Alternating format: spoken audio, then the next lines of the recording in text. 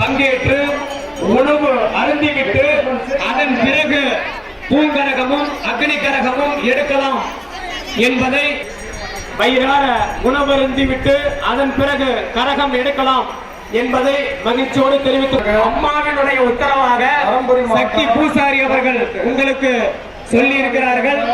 ஆகவே பக்தர்கள் யாரோ உணவருந்திவிட்டு கரகம் எப்படி எடுப்பது என்பது யோசிக்க வேண்டாம். அனைத்து பக்தர்களுமே சாப்பிட்டு விட்டு அதன் பிறகு கரகம் எடுக்கலாம் என்பது அங்காள பரமேஸ்வரி பெரியாய் அம்மனுடைய உத்தரவு. ஆகவே பக்தர்கள் அனைவருமே அன்னதானத்தில் பங்கேற்று அவர்களுக்கு உணவருந்துங்கள் என்பது சக்தி பூசாரி அவர்களால் தெரிவிக்கப்படுகின்றது. ஆகவே கரகம் எடுக்கக்கூடிய பக்தர்கள் முதலில் அன்னதானத்திலே பங்கேற்று அன்னதானத்திலே உணவருந்தும்படி மகிழ்ச்சியோடு கேட்டுக்கொள்கின்றோம்.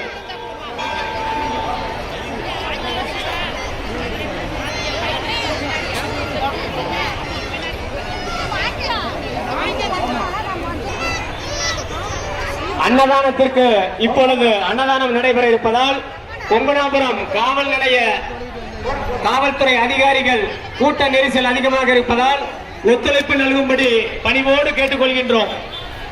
அன்னதானம் நடைபெறக்கூடிய இடத்தில் தற்பொழுது கூட்டம் அதிகமாக இருக்கக்கூடிய காரணத்தினால் கொங்கனாபுரம் காவல்துறையை சேர்ந்த அதிகாரிகள் கூட்டத்தை கட்டுப்படுத்த ஒத்துழைப்பு நல்கும்படி பணிவோடு கேட்டுக்கொள்கின்றோம்.